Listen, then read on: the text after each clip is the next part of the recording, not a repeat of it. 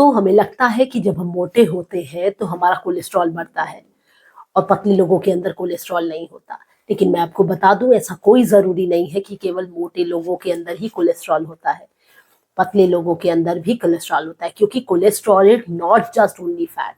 Cholesterol is basically sterol, जो कि दो चीजों से मिलकर बना है, प्रोटीन एंड फैट। और ये प्रोटीन की क्वांटिटी ही डिसाइड करती है कि कोलेस्ट्रॉल किस क्वालिटी का है। अगर प्रोटीन की क्वांटिटी ज्यादा होगी तो ये हाई डेंसिटी लिपोप्रोटीन की कैटेगरी में आएगा, और जैसे जैसे प्रोटीन की क्वांटिटी घटती जाती है कोलेस्ट्रॉल की क्वालिटी घटती जाती है। That is very low density cholesterol हो जाता है, लो डेंसिटी कोलेस्ट्रॉल हो जाता है, और फिर हाई डेंसिटी कोलेस्ट्रॉल। ये डिपेंड की प्रोटीन कितना है उस कोलेस्ट्रॉल। देखिए, जो लो डेंसिटी लाइपोप्रोटीन है, हमें लगता है कि ये हमारी बॉडी के लिए बहुत खराब है, लेकिन एक्चुअल में उसके भी बॉडी में बहुत सारे कार्य हैं, जैसे विटामिन डी के सिंथेसिस के लिए, हार्मोन्स की मेकिंग के लिए, एनर्जी प्रोडक्शन के लिए, एंटीऑक्सीडेंट्स के रूप में काम करने के लिए। इसके अपने काम हैं, जितना हम इसे खराब समझते हैं उतना खराब ये है नहीं। एक और ऐसी चीज है जिसका आपको पता होना चाहिए, वो है triglycerides. High fatty food, high sugar और high carbohydrate with low physical activity करने से बॉडी में ट्राइग्लिसराइड्स बढ़ जाते हैं। अगर आप अपनी डाइट, अपनी फिजिकल एक्टिविटी का ध्यान नहीं रखते तो आप heart attack, kidney problem, stroke, liver problem को खुलेआम न्योता दे रहे हैं। तो चलिए अब ये जान लेते हैं कि हमें अपना लिपिड प्रोफाइल को कैसे इंटरप्रेट करना है। जब भी हम अपना ब्लड कोलेस्ट्रॉल चेक कराते हैं, लिपिड प्रोफाइल चेक कराते हैं, तो हम बड़े परेशान होते हैं कि कहीं हमारा लिपिड प्रोफाइल बहुत बढ़ तो नहीं गया, कहीं हमारा कोलेस्ट्रॉल बढ़ तो नहीं गया।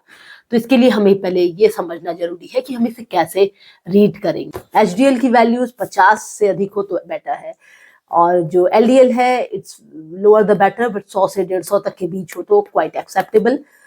एंड जो वीएलडीएल है वो 25 से कम होना चाहिए, लोअर द बेटर।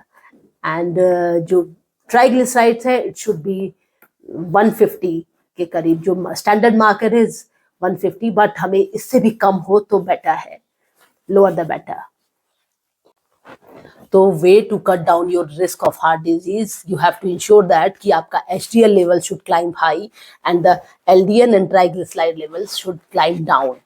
बहुत से लोग ऐसे होते हैं जिनको का कोलेस्ट्रॉल हाई होता है और उनको डायबिटीज की भी प्रॉब्लम होती है। तो जब बॉडी में ट्राइग्लिसराइड्स और वीएलडीएल का लेवल बढ़ता है तो इंसुलिन रेजिस्टेंस भी रिस्क में होता है, तो इससे डायबिटीज की प्रॉब्लम होती है। इसलिए कई लोगों को कोलेस्ट्रॉल भी रहता है, बीपी भी रहता है, हाइपरटेंशन भी रहती है, डायबिटीज भी रहता है, हार्ट की प्रॉब्लम भी रहती है, सारी प्रॉब्लम साथ साथ चलती है। अब सवाल उठता है कि क्या खाने से कोलेस्ट्रॉल बढ़ता है। तो खाना देखिए दो तरीके के होते हैं, एक नेचुरल फूड होता है, एक प्रोसेस्ड फूड होता है। तो नेचुरल फूड में जो भी हमारा दूध है, अंडा है, पनीर है, नॉन वेज है, रेड मीट है, इन सब में थोड़ा थोड़ा कोलेस्ट्रॉल होता है। तो इनको आप इसको आप अपने उसके नेचुरल तरीके से खाएं। ये नहीं कि दूध है तो दूध में से आप फैट निकाल दें, अंडा है तो अंडे से उसकी पीली जर्दी निकाल दें, उसमें कोलेस्ट्रॉल होता है, तो that will not going to help you. आप उसको बिंदास एज इट इज खा सकते हैं। तो देखिए, रिमूविंग अंडे का पीला भाग और removing fat from the milk is not going to help you to increase your HDL level and decrease your VLDL and triglyceride level.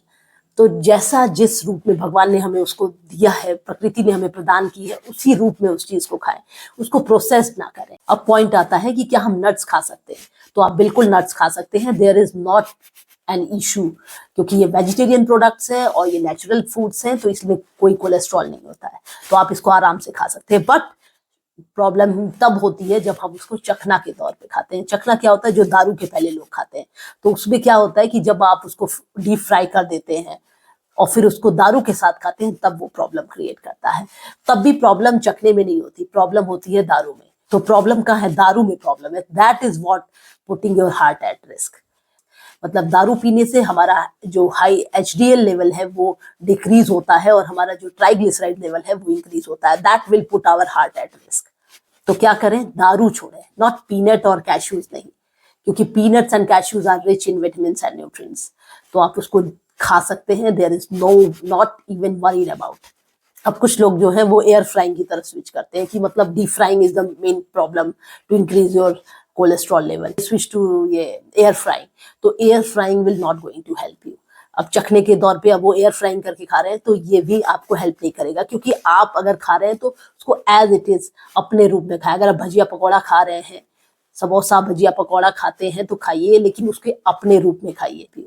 अब चखने के दौर पे अब वो एयर फ्राइंग करके खा रहे हैं तो ये भी आपको हेल्प नहीं करेगा, और मॉडरेशन में खाइए। तो साल के 300 दिन अगर आप DCRS खाते हैं, दाल चावल सब्जी रोटी, तो that will not increase your ये कोलेस्ट्रॉल लेवल।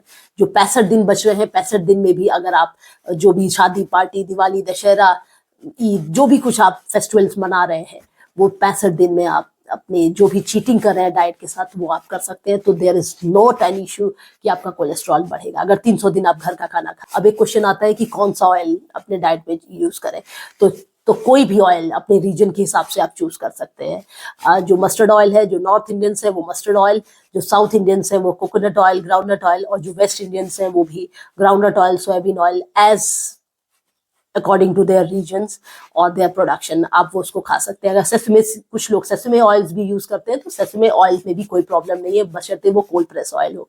तो और जब ऑयल वेजिटेरियन सोर्सेज से है, जो नट्स और इन सीड से है, तो there is not an issue कि उसमें कोलेस्ट्रॉल की थोड़ी सी भी मात्रा है।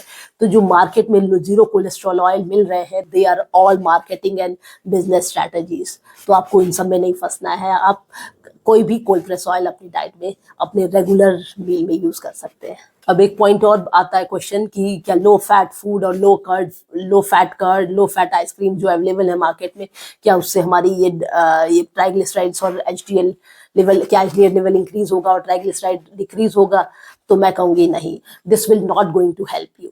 आपको फूड्स को उसके नेचुरल फॉर्म में खाना है, उसको प्रोसेस्ड करके उसको हार्म बॉडी के लिए और हार्मफुल होते हैं। तो use as much as possible in the natural form.